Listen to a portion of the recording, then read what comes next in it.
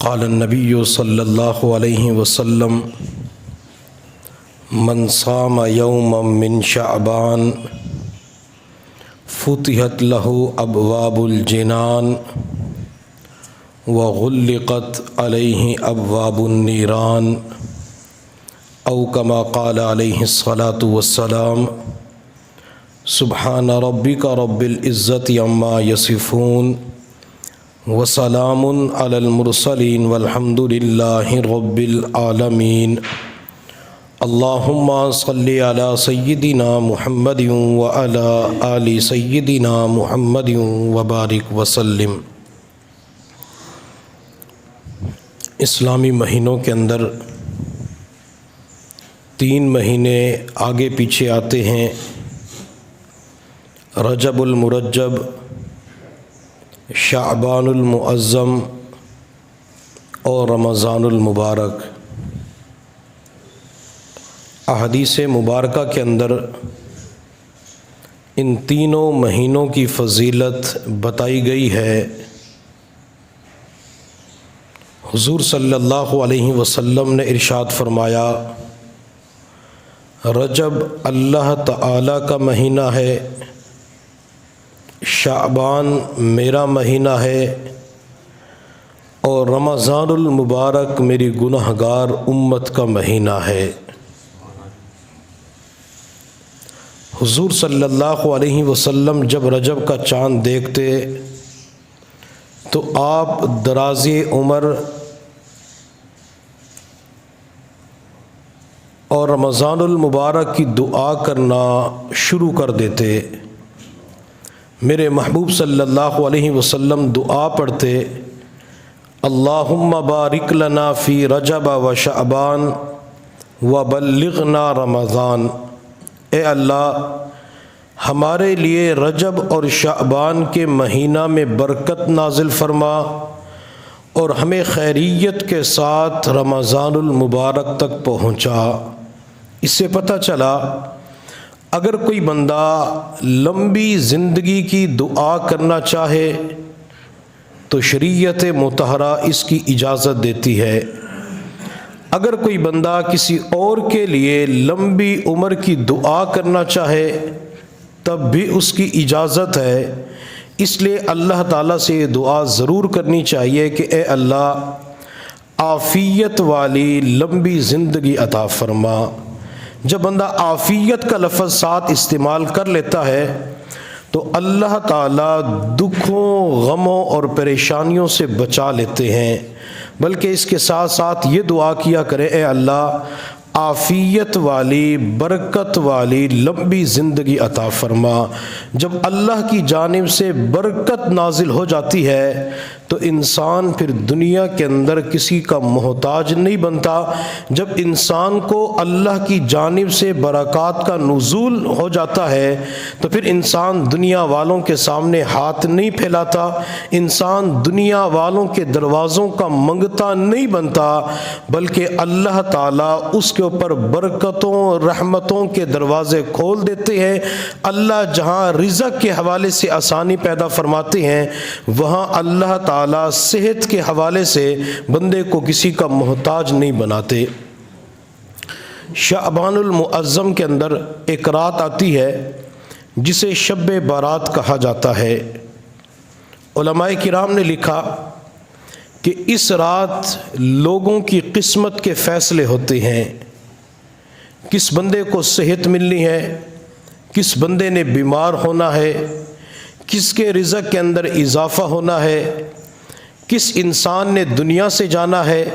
کس نے دنیا کے اندر آنا ہے،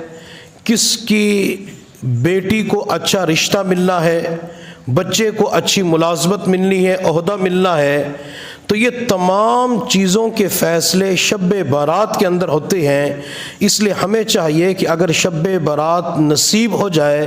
تو وہ رات اللہ رب العزت کی بارگاہ کے اندر دعاؤں کے اندر گزارنی چاہیے۔ جب انسان دعاؤں کا اہتمام کرتا ہے تو اللہ تعالیٰ بندے کی زبان سے نکلنے والی دعاؤں کو شرف قبولیت عطا فرما دیتے ہیں۔ اس لیے علماء کرام نے لکھا ہے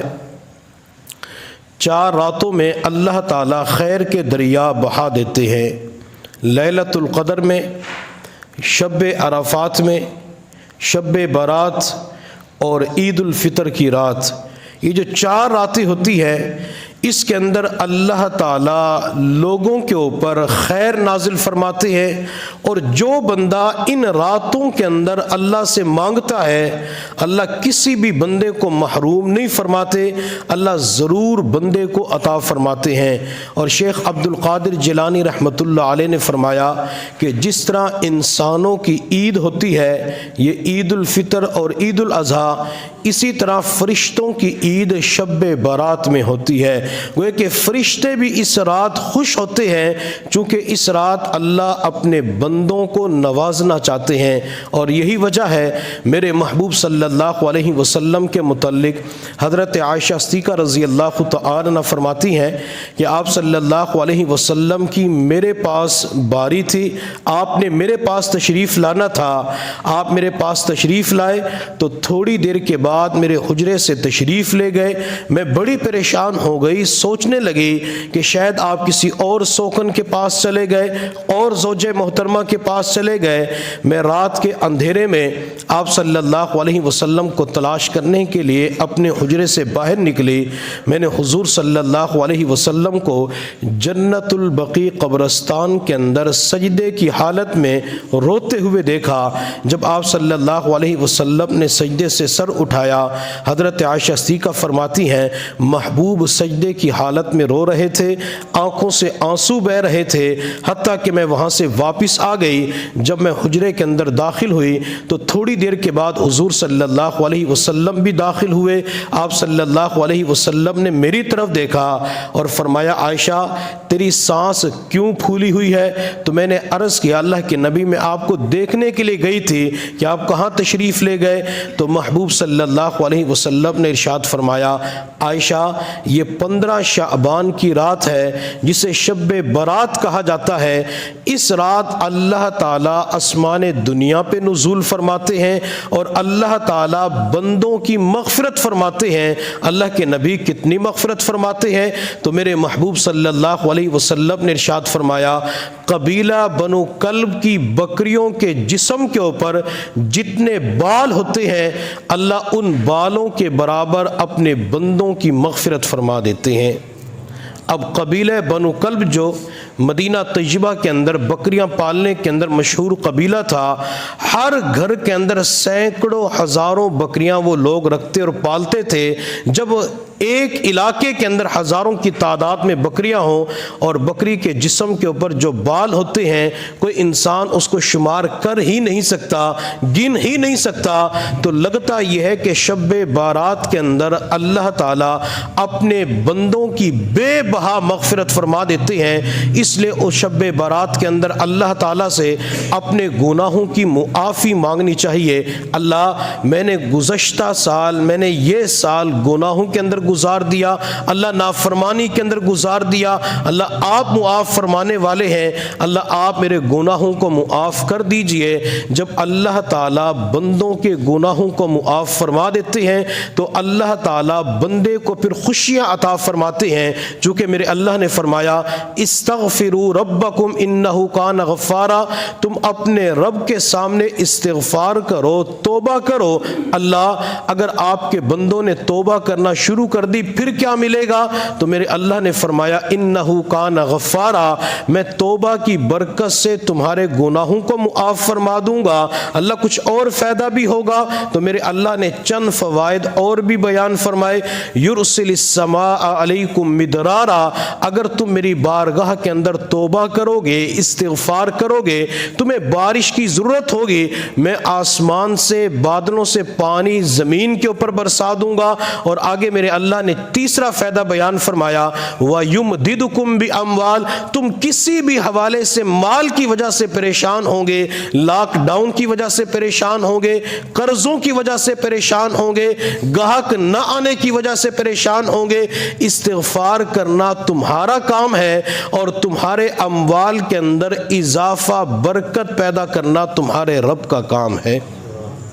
جو کسان ہوتے ہیں، کھیتی باڑی کرنے والے، باغات لگانے والے، بعض مرتبہ باغات کے اندر پھل جل جاتا ہے، کوئی بیماری لگ جاتی ہے جس کی وجہ سے لاکھوں کروڑوں کا نقصان ہو جاتا ہے، تو میرے اللہ نے فرمایا اگر یہ کسان حضرات، یہ باغ لگانے والے استغفار کریں، توبہ کریں، میں ان کے باغوں کے حوالے سے انہیں خوش کر دوں گا۔ اور ایک جگہ میرے اللہ نے یہ بھی فرمایا کہ اگر لوگ استغفار کی کثرت کرنا شروع کر دیں، بار بار توبہ کا اہتمام کریں، تو میں لوگوں کو نرینہ اولاد عطا کروں گا۔ اس لیے میرے پیر و مرشد حضرت مولانا پیر ذوالفقار احمد نقشبندی دامت برکاتہ العالیہ فرماتے ہیں کہ جسے نرینہ اولاد کی طلب ہو یا اولاد نہ ہوتی ہو تو وہ فجر کی نماز سے قبل یعنی تہجد کے وقت میں خود بھی 100 مرتبہ استغفار کا اہتمام کرے اور گھر والے بھی 100 مرتبہ استغفار کا اہتمام کریں۔ جب تہجد کے وقت میں 100 مرتبہ مرد اور 100 مرتبہ بیوی استغفار کا اہتمام کرے تو اللہ تعالیٰ نرینہ اولاد کی نعمت سے مالا مال فرما دیتے ہیں۔ اس لیے اس وظیفے کو خود بھی کرنا چاہیے اور دوسروں کو بھی بتا دینا چاہیے تاکہ جو نرینہ اولاد سے محروم ہیں اللہ تعالیٰ اس وظیفے کی برکت سے انہیں نرینہ اولاد عطا فرما دیں۔ تو استغفار کی برکت سے اللہ تعالیٰ بندے کو بہت ساری نعمتیں عطا فرما دیتے ہیں، اس لیے ہمیں بار بار استغفار اور توبہ ضرور کرنی چاہیے۔ اب نبی علیہ الصلوۃ والسلام کی مبارک زندگی کو دیکھا جائے تو آپ علیہ الصلوۃ والسلام تو نماز کے بعد بھی استغفار پڑھتے تھے۔ آپ علیہ الصلوۃ والسلام جب بائیں طرف سلام پھیر دیتے تو 1 مرتبہ اللہ اکبر اور 3 مرتبہ استغفر اللہ استغفر اللہ استغفر اللہ، یہ نبی علیہ الصلوۃ والسلام پڑھا کرتے تھے۔ تو گویا کہ نماز کے بعد 1 مرتبہ اللہ اکبر اور 3 مرتبہ استغفر اللہ پڑھنا یہ حضور صلی اللہ علیہ وسلم کی مبارک سنت ہے۔ اور میرے محبوب صلی اللہ علیہ وسلم جب رات کو سونے کے لیے بستر پہ تشریف لاتے تو آپ صلی اللہ علیہ وسلم اس وقت بھی 3 مرتبہ استغفار پڑھا کرتے تھے۔ استغفر اللہ الذی لا الہ الا هو الحی القیوم واتوب الیہ، یہ رات کو سونے سے پہلے نبی علیہ الصلوۃ والسلام استغفار پڑھتے، اور اس کے علاوہ دن کے اوقات میں نبی علیہ الصلوۃ والسلام 70 مرتبہ یا 100 مرتبہ استغفار پڑھا کرتے تھے۔ جب اللہ کے نبی صلی اللہ علیہ وسلم فرضوں کے بعد استغفار پڑھتے، رات کو سونے سے پہلے استغفار پڑھتے، دن کے اجالے کے اندر نبی علیہ الصلوۃ والسلام 70 یا 100 مرتبہ استغفار پڑھتے، تو ہمیں چاہیے کہ نبی علیہ السلام کے نقش قدم پہ چلتے ہوئے ہم بھی نمازوں کے بعد رات کو سونے سے پہلے دن کے اجالوں میں استغفار کا اہتمام ضرور کریں۔ جس بندے کی زندگی کے اندر روزانہ کے اعتبار سے توبہ استغفار کا اہتمام ہوگا تو اللہ تعالیٰ شب بارات کے اندر اس بندے کو توبہ استغفار کی توفیق عطا فرما دیں گے۔ امام احمد بن حنبل رحمۃ اللہ علیہ فرماتے ہیں میں سفر پہ جا رہا تھا، رات کا وقت تھا، تو میں نے سوچا کہ عشاء کی نماز قریب والی مسجد کے اندر ادا کر لیتا ہوں اور رات یہیں پہ گزارتا ہوں۔ امام احمد بن حنبل رحمۃ اللہ علیہ مسجد کے اندر تشریف لے گئے، عشاء کی نماز ادا کی، ارادہ یہی تھا کہ بستر یہیں پہ لگا لیتا ہوں اور صبح یہاں سے پھر آگے سفر پہ چلا جاؤں گا۔ فرماتے ہیں تھوڑی دیر کے بعد میرے پاس مسجد کا خادم آیا اور آ کر کہنے لگا کہ بوڑھے میاں آپ جائیے اپنے ٹھکانے کے اوپر، میں نے مسجد کو بند کرنا ہے۔ امام احمد بن حنبل رحمۃ اللہ علیہ فرماتے میں سوچنے لگا کہ اس خادم کو کیا جواب دوں، چونکہ وہ جانتا نہیں تھا۔ تو اس خادم نے دوسری مرتبہ کہا کہ بوڑھے میاں جب تک آپ نہیں جائیں گے میں مسجد کو بند نہیں کر سکتا، میں نے مسجد کو بند کرنا ہے، پھر میں نے آرام کے لیے بھی جانا ہے، تو آپ اپنے ٹھکانے پہ چلے جائیں۔ امام احمد بن حنبل رحمۃ اللہ علیہ فرماتے ہیں کہ میں اس خادم کی مجبوری کو سمجھ گیا، میں نے اپنا بستر سامان اٹھایا، کندھے پہ رکھا اور چلنا شروع کر دیا۔ میں سوچ رہا تھا کہ رات کے اس وقت میں کہاں پہ رات گزاروں، سردیوں کا موسم تھا، ٹھنڈی ہوا چل رہی تھی، میرے پاس گرم بستر کا انتظام بھی نہیں تھا۔ امام احمد بن حنبل فرماتے ہیں چلتے چلتے مجھے راستے کے قریب ایک تنور نظر آیا جس پہ نان بائی روٹیاں لگا رہا تھا، لوگ روٹیاں لے کے گھروں کو جا رہے تھے۔ میں نے اس چاہت کا اظہار کسی بندے کے سامنے نہیں کیا کہ مجھے ایک رات کے لیے ٹھکانہ دے دو۔ امام احمد بن حنبل فرماتے میں تنور کے قریب گیا اور سردی کی شدت کو کم کرنے کے لیے تنور کے قریب بیٹھ گیا۔ جب سردی کی شدت کم ہوئی، امام احمد بن حنبل فرماتے ہیں کہ میں نے روٹیاں پکانے والے نان بھائی کو دیکھا، جب وہ پیڑے کو بناتا، پیڑے کو بڑا کرتا، اس پہ خشک آٹا لگاتا، تنور میں لگاتا، یہ روٹی کو باہر نکالتا یا پیک کر کے کسی گاہک کو دیتا تو وہ استغفر اللہ استغفر اللہ استغفر اللہ پڑھتا۔ ہر موقع کے اوپر استغفار پڑھ رہا تھا۔ فرماتے اتنی کثرت کے ساتھ استغفار پڑھ رہا تھا، میں نے مجبور ہو کر اس نان بھائی سے کہا کہ آپ اتنا استغفار کیوں پڑھتے ہیں؟ تو اس نان بھائی نے کہا، بوڑھے میاں، چونکہ یہ نان بھائی امام احمد بن حنبل کو نہیں جانتا تھا، تو اس نے کہا، بوڑھے میاں،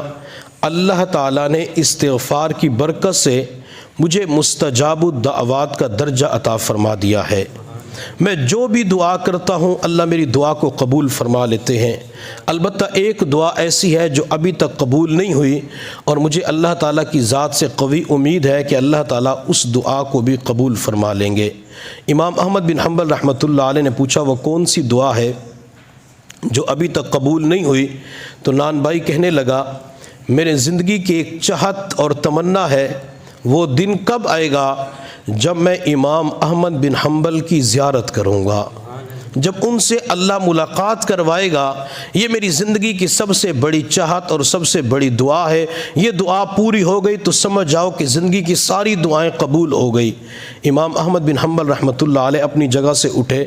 اس نان بھائی کی پیشانی کے اوپر بوسہ دیا۔ تو نان بھائی کہنے لگا، بوڑھے میاں میری پیشانی پہ بوسہ کیوں دیا؟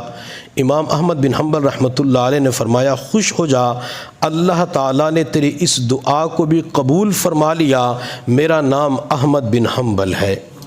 تو استغفار اور توبہ کی برکت سے اللہ تعالیٰ اپنے بندوں کی دعاؤں کو جلدی قبول فرما لیتے ہیں۔ اس لیے میں اکثر سالکین اور اپنے تعلق والے حضرات سے کہا کرتا ہوں کہ ایک تو آپ کے صبح اور شام کے معمولات ہیں، اور ایک ہے چلتے پھرتے اٹھتے بیٹھتے کوئی ذکر کرنا ہوتا ہے تو اس کے اندر استغفار پڑھا کریں، استغفر اللہ ربی من کل ذنب و اتوب الیہ۔ جب بندہ بار بار استغفار پڑھتا ہے تو اس بندے کے نام اعمال کے اندر کوئی گناہ باقی نہیں رہتا، چونکہ انسان کے کندھوں کے اوپر جو دو فرشتے کرامن کاتبین ہیں، دائیں فرشتے کا کام نیکی لکھنا ہے اور بائیں فرشتے کا کام گناہ لکھنا ہے۔ جب بھی کوئی بندہ نیکی کا صرف ارادہ کرتا ہے تو یہ فرشتہ اس نیکی کو فوراً لکھ لیتا ہے، اور جب بندہ نیکی کرتا ہے تو فرشتہ کبھی 10 گنا زیادہ نیکیاں لکھ لیتا ہے، کبھی 700 گنا زیادہ ثواب لکھ لیتا ہے۔ دوسری جانب جو گناہوں والا فرشتہ ہے، اگر کوئی بندہ گناہ کا ارادہ کرتا ہے تو گناہ لکھا نہیں جاتا، اگر بندہ گناہ کر لیتا ہے تب بھی یہ فرشتہ اپنے امیر فرشتے سے پوچھتا ہے، چونکہ اس نیکی والے فرشتے کو اللہ نے گناہ والے فرشتے کے اوپر امیر بنایا ہے، یہ مأمور ہے اور امیر کی اطاعت ضروری ہوتی ہے۔ تو یہ فرشتہ اس فرشتے سے پوچھتے گناہ لکھوں نہ لکھوں، تو یہ فرشتہ کہتے ہیں کہ ابھی ٹھہر جاؤ، ہو سکتا ہے کہ یہ بندہ اللہ کی بارگاہ میں توبہ کر لے۔ چنانچہ چند گھنٹوں کے لیے یہ فرشتہ انتظار کرتا رہتا ہے، اگر بندہ توبہ استغفار کر لیتا ہے تو فرشتہ اس گناہ کو نہیں لکھتا، اگر بندہ توبہ استغفار نہ کرے تو فرشتہ فوراً پھر اس گناہ کو لکھ لیتا ہے۔ اور یہی وجہ ہمارے اکابرین فرماتے ہیں، اس امت کے اندر ایسی ہستیاں بھی گزری ہیں کہ 20 سال تک فرشتوں کو ان کے گناہ لکھنے کا موقع نہیں ملا۔ اب 20 سال تک فرشتوں کو گناہ لکھنے کا موقع نہیں ملا تو اس کی وجہ کیا تھی؟ اس کی وجہ یہ تھی کہ جب بھی ان سے کوئی گناہ ہوتا تھا تو گناہ کے فوراً بعد اللہ کی بارگاہ میں توبہ کر لیا کرتے تھے، گناہ کے فوراً بعد اللہ کی بارگاہ میں استغفار کر لیا کرتے تھے۔ تو استغفار اور توبہ کی برکت سے فرشتہ اس گناہ کو لکھتا ہی نہیں تھا۔ تو ہمیں بھی چاہیے کہ زندگی کے اندر بعض مرتبہ دن کے اجالوں میں گناہ ہو جاتے ہیں، رات کی تاریکیوں کے اندر گناہ ہو جاتے ہیں، بھول کے گناہ ہو جاتے ہیں، جان بوجھ کے بندہ گناہوں کا ارتکاب کر لیتا ہے، بندہ فوراً اللہ کے سامنے توبہ استغفار کر لے۔ اگر بندہ ہاتھ اٹھا کے توبہ نہیں کر سکتا تو کم از کم چند مرتبہ استغفار پڑھ لے۔ حکیم الامت حضرت مولانا اشرف علی تھانوی رحمۃ اللہ علیہ نے لکھا ہے، جس بندے سے گناہ ہو جائے اگر وہ گناہ کے فوراً بعد 3 مرتبہ استغفر اللہ استغفر اللہ استغفر اللہ یا پورا استغفار پڑھ لیتا ہے تو اللہ تعالیٰ اس کے گناہ کو فوراً معاف فرما دیتے ہیں۔ تو ہمیں استغفار بار بار کرنا چاہیے، بار بار توبہ کرنی چاہیے، اور موٹر سائیکل پہ گاڑی پہ جا رہے ہوتے ہیں تو اس وقت بھی استغفار پڑھا کرے، چونکہ زندگی کا کوئی پتہ نہیں کس موڑ پہ زندگی بے وفائی کر جائے، کس موڑ پہ زندگی کی شام ہو جائے۔ اگر ہماری زبان کے اوپر استغفار ہوگا، استغفار کے اندر چونکہ اللہ کا نام بھی آ جاتا ہے، استغفر اللہ تعالی ربی من کل ذنب واتوب الیہ، اللہ کا ذاتی نام بھی آتا ہے استغفر اللہ، اور آگے جا کے ربی، اللہ کا صفاتی نام رب بھی آ جاتا ہے، جیسے کہ سورہ فاتحہ کی پہلی آیت کے اندر الحمدللہ رب العالمین، اللہ کا ذاتی نام بھی ہے، اللہ کا صفاتی نام بھی ہے۔ اگر کوئی بندہ اس استغفار کو بار بار پڑھے گا تو چونکہ اس کے اندر اللہ کا نام آ جاتا ہے، اگر بندے کا ایکسیڈنٹ ہو جاتا ہے، بندہ دنیا سے چلا جاتا ہے، تو سمجھ جائیں کہ اس بندے کا خاتمہ ایمان پہ ہوا ہے، یہ ایمان کی دولت لے کر دنیا سے گیا ہے۔ میرے محبوب صلی اللہ علیہ وسلم نے ارشاد فرمایا، من کان آخر کلامہ لا الہ الا اللہ دخل الجنہ، جس بندے کی زندگی کا آخری کلمہ، آخری کلام لا الہ الا اللہ ہوا، وہ بندہ جنت کے اندر ضرور داخل ہوگا۔ اب لا الہ الا اللہ کے حوالے سے بات سمجھ لیں، علماء کرام محدثین فرماتے ہیں اگر بندہ پورا لا الہ الا اللہ پڑھ لے تب بھی خاتمہ ایمان پہ ہوتا ہے، اگر پورا لا الہ الا اللہ نہ پڑھ سکا، صرف اللہ بندے کی زبان سے نکل گیا، تب بھی بندے کا خاتمہ ایمان پہ ہوتا ہے۔ میرے محبوب صلی اللہ علیہ وسلم کا جب آخری وقت تھا تو میرے محبوب کی زبان کے اوپر ایک جملہ تھا اللہم الرفیق الاعلی، اللہ کا نام میرے محبوب کی زبان کے اوپر تھا، حتیٰ کہ محبوب کی روح مبارک پرواز کر جاتی ہے۔ اگر کسی بندے کی زبان سے لا الہ الا اللہ مکمل نہیں نکلتا، اللہ کا ذاتی نام بھی جاری نہیں ہوتا، اللہ کے صفاتی ناموں میں سے کوئی نام آخری وقت کے اندر بندے کی زبان سے جاری ہو جاتا ہے، تب بھی اس بات کی علامت ہوتی ہے کہ بندے کا خاتمہ ایمان پہ ہوا ہے۔ اس لیے استغفار کا اہتمام ضرور کرنا چاہیے، اور دوسروں سے بھی کہا کریں کہ وہ بھی بار بار استغفار پڑھتے رہیں۔ تو بات میں کر رہا تھا کہ شب بارات کے اندر اللہ رب العزت کی بارگاہ میں کثرت کے ساتھ توبہ استغفار ضرور کرنی چاہیے، تاکہ اللہ تعالیٰ پچھلے گناہوں کو معاف فرما دے، چونکہ جب بھی بندہ اللہ کی نعمتوں سے محروم ہوتا ہے تو وہ اپنے گناہوں کی وجہ سے محروم ہوتا ہے۔ میرے اللہ نے قرآن میں فرمایا وَمَا أَصَابَكُم مِّن مصیبت فبما کسبت ایدیکم، کہ تمہیں جو بھی تکلیف پہنچتی ہے، اگر کسی بندے کے کام کاروبار کے اندر نقصان ہو جاتا ہے، بندہ قرضوں کے اندر دب جاتا ہے، بندہ کسی بھی حوالے سے پریشانی کے اندر مبتلا ہوتا ہے، تو اللہ فرماتے ہیں یہ بعض مرتبہ تمہارے گناہوں کا نتیجہ ہوتی ہے۔ بندہ گناہ کرتا ہے تو اللہ گناہ کی وجہ سے بندے کے اوپر پریشانی کو بھیج دیتے ہیں۔ اور یہاں پہ ایک نقطے کی بات سمجھ لیں کہ جب بھی انسانوں کے اوپر حالات آتے ہیں تو لوگ یوں کہتے ہیں کہ بس گناہوں کی وجہ سے میرے اوپر حالات آ گئے۔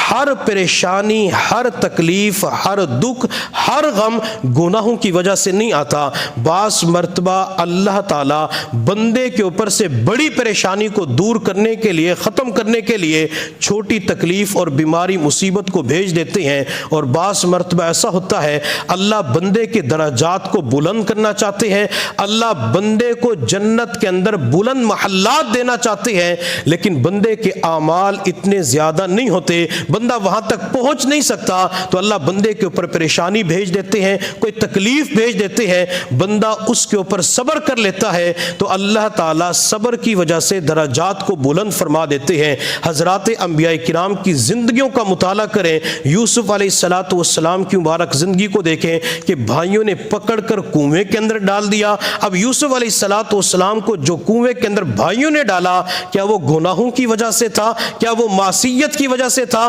ہرگز گناہوں کی وجہ سے نہیں تھا۔ پھر یوسف علیہ السلام کو کنویں سے نکال کر لوگوں نے مصر کے بازار کے اندر فروخت کر دیا، کیا یہ گناہوں کی وجہ سے تھا؟ ہرگز گناہوں کی وجہ سے نہیں تھا۔ یوسف علیہ السلام زلیخا کے گھر کے اندر جاتے ہیں، آپ کے اوپر تہمت لگ جاتی ہے، تو کیا یہ گناہوں کی وجہ سے تھا؟ نہیں۔ جتنے بھی یوسف علیہ السلام کے اوپر حالات نظر آتے ہیں، اللہ یوسف علیہ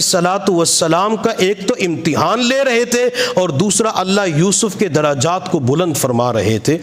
تو انبیاء کرام کے اوپر جتنے بھی حالات آئے تو اللہ تعالیٰ درجات کی بلندی کے لیے حالات کو بھیجتے تھے۔ تو ہمارے اوپر بھی بعض مرتبہ حالات آ جاتے ہیں، یا تو گناہوں کی وجہ سے ہوتے ہیں، یا اللہ تعالیٰ بڑی مصیبت کو دور کرنا چاہتے ہیں، یا اللہ تعالیٰ بندے کے درجات کو بلند کرنا چاہتے ہیں۔ اور بعض مرتبہ لوگ کہتے ہیں کہ علماء سے سنتے ہیں، مشائخ سے سنتے ہیں، جب بھی دعا مانگی جائے دعا قبول ہوتی ہے، جمعہ کے دن عصر کے بعد دعا قبول ہوتی ہے، تہجد کے وقت میں دعا قبول ہوتی ہے، لیلۃ القدر کے اندر دعائیں قبول ہوتی ہیں، شب برات کے اندر دعائیں قبول ہوتی ہے، عید الفطر کی رات دعائیں قبول ہوتی ہیں، ختم قرآن کے موقع پہ دعائیں قبول ہوتی ہے، ختم بخاری کے موقع پہ دعائیں قبول ہوتی ہے۔ لیکن مجھے تو اتنے سال اور اتنے مہینے ہو گئے میں دعا مانگ رہا ہوں لیکن میری دعا قبول نہیں ہو رہی۔ اگر کوئی بندہ کئی مہینوں سے دعا کر رہا ہے، اس کی دعا قبول نہیں ہو رہی، تو اس کی وجہ کیا ہوتی ہے؟ اس کی وجہ یہ ہوتی ہے کہ اللہ تعالیٰ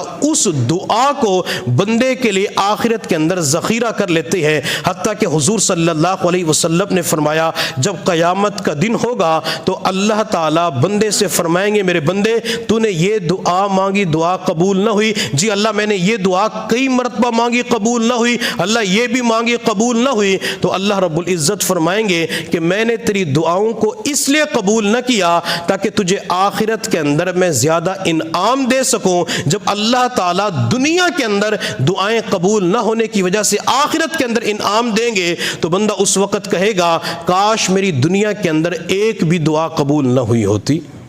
تو اللہ اس دعا کو آخرت کے لیے ذخیرہ فرما لیتے ہیں۔ اس لیے ہمیں اللہ کی ذات کے بارے میں اچھا گمان رکھنا چاہیے۔ جب اللہ کی ذات کے بارے میں اچھا گمان ہوگا تو انشاءاللہ اللہ کی جانب سے خیر کے فیصلے نازل ہوں گے۔ حدیث قدسی ہے، میرے اللہ نے فرمایا انا عند ظن عبدی بی، کہ میں بندے کے ساتھ اس کے گمان کے مطابق معاملہ کرتا ہوں۔ جیسے بندے کا گمان ہوتا ہے ویسے اللہ کی جانب سے فیصلے ہوتے ہیں۔ اب بندہ کہتے ہیں میری تو سنتا ہی نہیں، جب بندے کا گمان ہوگا تو اللہ دعا کو نہیں سنتا۔ جب بندہ یوں گمان کرتا ہے وہ اللہ تو امیروں کی سنتا ہے غریبوں کی نہیں سنتا، تو اللہ پھر اس کی دعا کو قبول نہیں کرتے۔ جب بندہ یوں کہنا شروع کر دیتا ہے پتہ نہیں کب دعا قبول ہوگی، پتہ نہیں کب ہمارے حالات درست ہوں گے، جب بندہ یوں کہتا ہے تو اللہ کہتے ہیں ٹھیک ہے میں بھی تجھے پھر دنیا کے حوالے کر دیتا ہوں۔ جب تیرا میری ذات کے بارے میں اچھا گمان نہیں ہے میں بھی تیرے اوپر خوشیاں نہیں بھیجتا، میں بھی تیرے اوپر راحت کو پیدا نہیں کرتا۔ اگر انسان اللہ کے بارے میں قدم قدم پہ اچھا گمان اپنے دل کے اندر پیدا کر لے کہ میرا اللہ اچھا ہے، میرا اللہ ہر وقت بندے کی دعا کو قبول کرتا ہے، اللہ بندے کے ساتھ جو بھی کرتا ہے اللہ بندے کے ساتھ اچھا کرتا ہے، اگر بندہ اپنے رب کے بارے میں یہی گمان پیدا کر لے تو مجھے اللہ کی ذات سے قوی امید ہے یہ اچھا گمان دل کے اندر رکھنے کی وجہ سے اللہ کبھی بھی غربت کے اندر مبتلا نہیں فرمائیں گے۔ ایک بادشاہ کا وزیر تھا، وہ وزیر ہر وقت کہا کرتا تھا جو بھی کرتا ہے اللہ کرتا ہے اور اللہ اچھا کرتا ہے، جو بھی کرتا ہے اللہ کرتا ہے اور اللہ اچھا کرتا ہے۔ ایک مرتبہ بادشاہ اپنے محل کے اندر تخت کے اوپر بیٹھ کے پھل کاٹ رہا تھا، تو پھل کاٹتے ہوئے بادشاہ کی انگلی کٹ گئی، تو اس وزیر نے فوراً کہا جو بھی کرتا ہے اللہ کرتا ہے اور اللہ اچھا کرتا ہے۔ تو بادشاہ کو غصہ آیا کہ میری انگلی کٹ گئی، انگلی سے خون بہ رہا ہے، یہ کہتے ہیں جو بھی کرتا ہے اللہ کرتا ہے اور اللہ اچھا کرتا ہے۔ چنانچہ بادشاہ نے غصے میں آ کے جلال میں آ کے اس وزیر کو جیل کے اندر ڈلوا دیا، جیل کی سلاخوں کے پیچھے بند ہو گیا۔ جب وزیر جیل کی طرف جا رہا تھا تو اس نے بادشاہ کی طرف دیکھ کے کہا جو بھی کرتا ہے اللہ کرتا ہے اور اللہ اچھا کرتا ہے۔ بادشاہ پھر اور آگ بگولا ہو گیا، اسے کہا کہ جلدی اسے لے جاؤ۔ چنانچہ وقت گزرتا رہا، بادشاہ کو اس وزیر کے اوپر ترس نہ آیا، حتیٰ کہ ایک مرتبہ یہ بادشاہ اپنے دوستوں اور وزراء سمیت جنگل کے اندر شکار کے لیے نکلا اور راستہ بھول گیا۔ یہ بادشاہ کسی ایسی جگہ پہ پہنچا جہاں پہ جنات اور دوسری مخلوق رہتی تھی۔ جنات نے اس بادشاہ کو پکڑ لیا اور اس دن ان کا کوئی تہوار تھا جس کے اندر کسی انسان کے خون کو اپنے بڑے کے اوپر چڑھانا ہوتا تھا۔ چنانچہ اس کو پکڑ کے اپنے بڑوں کے سامنے جب پیش کیا گیا کہ آج خون اس کا بہا دیتے ہیں، تو کسی بوڑھے جن کی جب نظر اس بادشاہ کی انگلی پہ پڑی تو کہنے لگا کہ جس کی انگلی کٹی ہوتی ہے، یہ جسم کا کوئی بھی عضو کٹا ہوتا ہے تو اس کا خون ہم اپنے بڑوں کو نہیں دے سکتے، لہٰذا اسے چھوڑ دیا جائے۔ وہ بادشاہ وہاں سے آزاد ہوا، اپنے محل کے اندر پہنچا تو اس سے اپنا وہی وزیر یاد آیا جو وزیر کہا کرتا تھا جو بھی کرتا ہے اللہ کرتا ہے اور اللہ اچھا کرتا ہے۔ تو بادشاہ نے کہا کہ اس وزیر کو رہا کر دو، میرے پاس لے آؤ۔ جب وزیر بادشاہ کے سامنے آیا تو وزیر نے پھر کہا جو بھی کرتا ہے اللہ کرتا ہے اور اللہ اچھا کرتا ہے۔ تو بادشاہ نے کہا کہ تیرے اس جملے کے اوپر میرا یقین تو پختہ ہو گیا، اگر میں یہ جملہ اس وقت قبول کر لیتا تو میں بھی اللہ کی ذات کے اوپر مکمل اعتماد کرنے والا بن جاتا۔ میری انگلی کٹی اور میں نے وہاں پہ جا کے دیکھا کہ میری انگلی کٹنے کی وجہ سے مجھے آزاد کر دیا گیا، تو لہٰذا جو بھی کرتا ہے اللہ کرتا ہے۔ ایک تو میری انگلی کٹی اور اللہ نے وہاں سے رہائی عطا فرما دی۔ تو وزیر نے پھر کہا بادشاہ جو بھی کرتا ہے اللہ کرتا ہے اور اللہ اچھا کرتا ہے۔ بادشاہ نے کہا وہ کیسے؟ تو وزیر نے کہا بادشاہ سلامت، اگر میں آپ کے ساتھ ہوتا تو میرا خون چڑھا دیا جاتا۔ تو جو بھی کرتا ہے اللہ کرتا ہے اور اللہ بندے کے ساتھ اچھا کرتے۔ تو اس جملے کو گوئے کہ بیان تو ہمارا شب برات کے حوالے سے ہے، تو اس جملے کو دل کی تختی کے اوپر نقش کر لیں کہ جو بھی کرتا ہے اللہ کرتا ہے اور اللہ اچھا کرتا ہے۔ ماں اپنے بیٹے کا برا کر سکتی ہے؟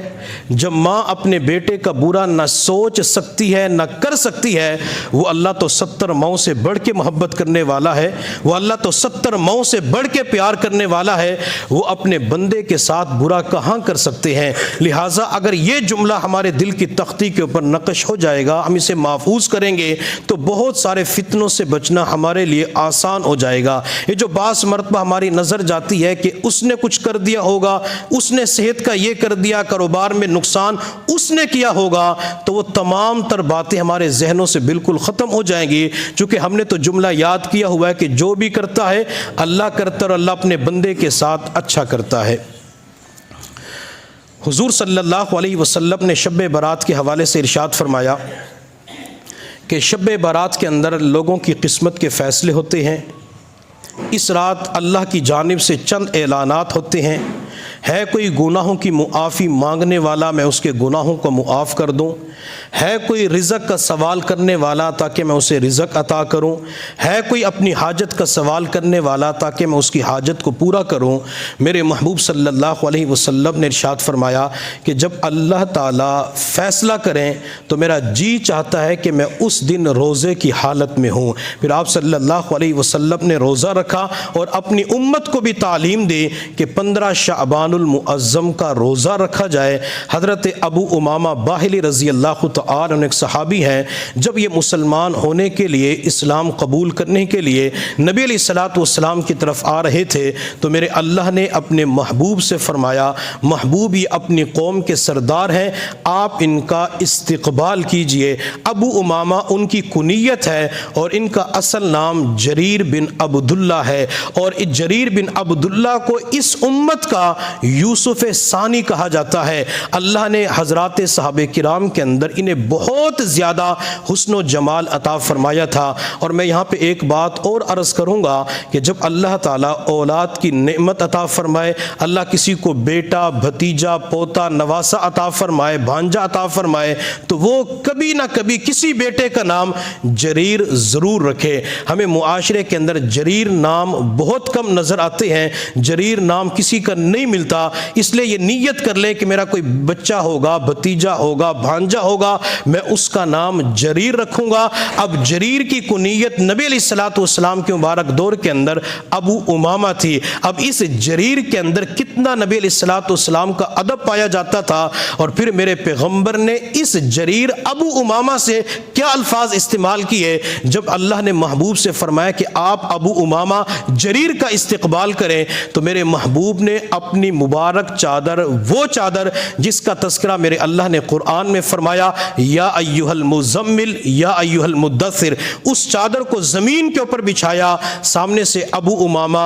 جریر آ رہے تھے تو میرے محبوب نے فرمایا جریر اس چادر کے اوپر چل کے آؤ، مجھے اللہ نے حکم دیا ہے کہ تمہارا استقبال کروں۔ لیکن جریر بن عبداللہ بے ادب نہیں تھے، با ادب تھے، انہوں نے چادر کو اکٹھا کرنا شروع کر دیا، اور چادر کو اکٹھا بھی عجیب طریقے سے کیا۔ اپنے دونوں ہاتھ چادر کے نیچے رکھے اور یوں ہاتھ کی انگلیوں سے چادر کو اکٹھا کرنا شروع کر دیا، تاکہ اگر میں اوپر سے اکٹھا کروں گا تو اس چادر کو مٹی اور گرد زیادہ لگ سکتی ہے۔ نیچے سے چادر کو اکٹھا کیا، پھر چادر کو اکٹھا کرنے کے بعد اپنے سینے کے ساتھ لگایا، سر کے اوپر رکھا اور عرض کہ اللہ کے نبی یہ چادر تو سر پہ رکھنے کے قابل ہے، یہ چادر تو سینے کے ساتھ لگائے جانے کے قابل ہے۔ میرے محبوب صلی اللہ علیہ وسلم نے اس موقع پہ ارشاد فرمایا ابو امامہ تو کنز الادب والسیانہ، ابو امامہ ادب اور سیانت کا خزانہ ہے۔ میرے محبوب نے اس بات کے اوپر مہر لگا دی کہ سب سے زیادہ ادب ابو امامہ کے اندر پایا جاتا ہے،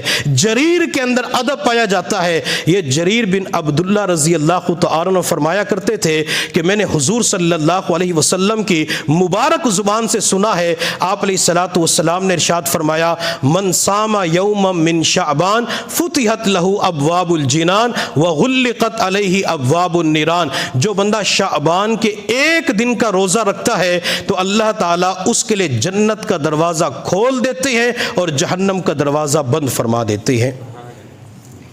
اور ایک حدیث کے اندر نبی علیہ الصلوۃ والسلام نے ارشاد فرمایا کہ جو بندہ ایک نفلی روزہ رکھتا ہے تو اللہ تعالیٰ اس بندے کو جہنم سے اتنا دور فرما دیتے ہیں جیسے کوا بچپن سے لے کر اپنے بڑھاپے تک اڑتا رہے۔ علماء کرام فرماتے ہیں کہ یہ کئی سال کوے کی عمر بنتی ہے، تو گویا کہ اللہ تعالیٰ بندے کو بہت دور جہنم سے بری فرما دیتے ہیں۔ اس لیے ہمیں چاہیے کہ شعبان المعظم کے اندر روزوں کا اہتمام کریں، اور خاص کر 15 شعبان کے روزے کا بھی اہتمام کریں، اور رات کے وقت جاگنے کا اہتمام کریں، اور اس رات جاگ کر اللہ کی بارگاہ کے اندر نفل پڑھ سکتے ہیں، نوافل کا اہتمام کریں، تسبیحات کا اہتمام کریں، اور زیادہ سے زیادہ دعاؤں کا اہتمام کریں۔ اگر آپ نے 5 منٹ دعا مانگی تھک گئے تو تھوڑی دیر کے بعد پھر دعا کا اہتمام کر لیں۔ یوں سمجھیں کہ شب برات اللہ کی بارگاہ کے اندر مانگنے کی رات ہے، اللہ سے مانگنے کا اہتمام زیادہ ہوگا تو اللہ ہماری توقعات سے بڑھ کر ہمیں عطا فرمائیں گے۔ کسی کہنے والے نے کیا خوب کہا، ٹوٹے رشتے وہ جوڑ دیتا ہے، ٹوٹے رشتے وہ جوڑ دیتا ہے، بات رب پہ جو چھوڑ دیتا ہے اس کے لطف و کرم کے کیا کہنے، لاکھ مانگو کروڑ دیتا ہے۔ جب بھی کسی بندے نے اللہ سے مانگا ہے اللہ نے اس کی توقعات سے بڑھ کر بندے کو عطا فرمایا ہے۔ حافظ ابن قیم رحمۃ اللہ علیہ فرماتے ہیں کہ میں ایک مرتبہ کہیں جا رہا تھا، گلی سے گزر رہا تھا تو میری نظر ایک دروازے پہ پڑی، ماں اپنے بچے کو مار رہی تھی۔ ماں نے بچے کو تھپڑ مارتے ہوئے اسے گھر سے نکالا اور گھر کے دروازے بند کر دیے۔ ماں نے اندر سے کہا چل میرے گھر سے نکل جا، آج کے بعد اس دروازے پہ نہیں آنا۔ وہ بچہ کافی دیر تک وہاں پہ کھڑے ہوئے روتا رہا، اور تھوڑی دیر کے بعد اس بچے نے وہاں سے چلنا شروع کر دیا۔ حافظ ابن قیم رحمۃ اللہ علیہ فرماتے ہیں کہ میں سوچتا رہا کہ یہ بچہ کہاں جائے گا، کیا کرے گا۔ میں اس بچے کو دیکھ بھی رہا تھا، چنانچہ وہ بچہ چلتے چلتے گلی کے ایک موڑ تک آیا اور وہاں پہ کافی دیر کھڑے ہو کر روتا رہا، پھر وہاں سے واپس اپنے دروازے کی طرف، ماں کی طرف آیا، حتیٰ کہ دروازے کے اوپر بیٹھا، اور تھوڑی دیر کے بعد اس بچے نے ماں کے دروازے کی چوکھٹ کے اوپر سر رکھا تو بچے کو نیند آ جاتی ہے۔ ماں نے کافی دیر کے بعد جب دروازہ کھولا تو بچہ چوکھٹ کے اوپر سر رکھ کے سو رہا تھا۔ ماں کا غصہ ابھی ٹھنڈا نہیں ہوا تھا، ماں نے بچے کو پھر تھپڑ مارا اور کہا کہ جب میں نے تجھے گھر سے نکال دیا اس دروازے کے اوپر تو کیوں آیا ہے؟ تو بچہ رو کر اپنی والدہ سے کہنے لگا امی جب آپ نے مجھے پہلی مرتبہ گھر سے نکال دیا تو اس وقت میں نے اپنے آپ کو مخاطب کر کے کہا کہ تجھے روٹی چاہیے، کہیں پہ محنت مزدوری کرے گا روٹی مل جائے گی،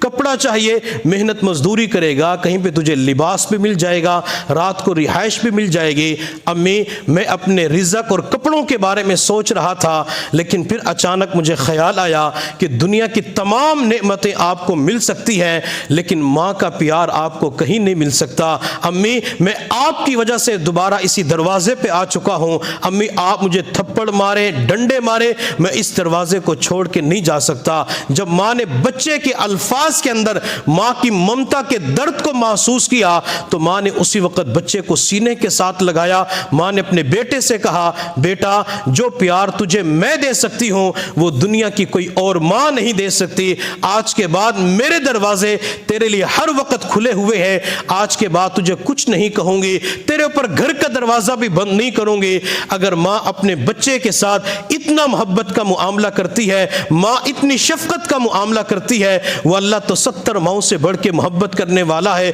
70 ماؤں سے بڑھ کے پیار کرنے والا ہے۔ اگر کوئی بندہ بے نمازی تھا، کوئی بندہ غفلت کے اندر زندگی گزارتا رہا، لیکن شب بارات کے اندر وہ اپنے رب کی بارگاہ کے اندر گناہوں کی معافیاں مانگتا ہے، اللہ میں نے پوری زندگی گناہوں کے اندر گزار دی، اللہ آپ کے دروازے کے اوپر میں معافی مانگنے کے لیے آیا ہوں، اللہ میں نے سنا ہے یہ شب بارات ہے، اللہ برات کی رات ہے، اللہ آزادی کی رات ہے، نجات کی رات ہے، اللہ میں نے سنا ہے اللہ اس رات بندوں کو معاف فرما دیتے ہیں، جہنم سے نجات دے دیتے ہیں۔ اللہ میرے تو نام اعمال کے اندر نیکی بھی نہیں ہے، پورا نام اعمال گناہوں سے بھرا ہوا ہے، اللہ تو مجھے معاف فرما دے۔ جب بندہ پوری زندگی کے گناہوں کو لے کے شب بارات کے اندر اپنے رب کے در پہ پہنچ کے معافی مانگتا ہے تو میرا اللہ یوں نہیں فرمائے گا میرے بندے مجھے تو جوانی کی عبادت چاہیے، مجھے تو جوانی کے سجدے چاہیے، اللہ بندے سے نہیں فرمائیں گے میرے بندے کیا میرے پاس جوانی کے روزے لے کے آیا،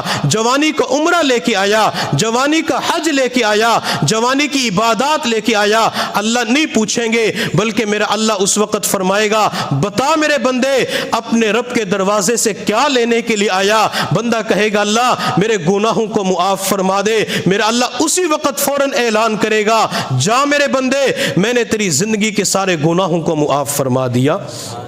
شب بارات کے اندر اللہ کی ذات کے بارے میں اچھا گمان رکھتے ہوئے، اللہ کی ذات کے بارے میں اچھی امید رکھتے ہوئے اللہ تعالیٰ سے بڑی بڑی دعاؤں کا اہتمام کریں، انشاءاللہ اللہ تعالیٰ شب بارات کے اندر ضرور آپ کی دعاؤں کو قبول فرمائیں گے اور آپ کو تمام نعمتیں عطا فرمائیں گے۔ اللہ رب العزت کی بارگاہ میں دعا ہے اللہ تعالیٰ ہم سب کو شب بارات نصیب فرمائے اور اللہ تعالیٰ ہم سب کو خیریت کے ساتھ رمضان المبارک تک پہنچائے، اور جتنی مائیں بہنیں اور بیٹیاں ہیں اللہ تعالیٰ ان تمام مستورات کو بھی خیریت کے ساتھ رمضان المبارک تک پہنچا کر رمضان المبارک کی تمام تر عبادات کی توفیق عطا فرمائے۔ وآخر دعوانا ان الحمد للہ رب العالمین۔ مراقبہ کر لیں۔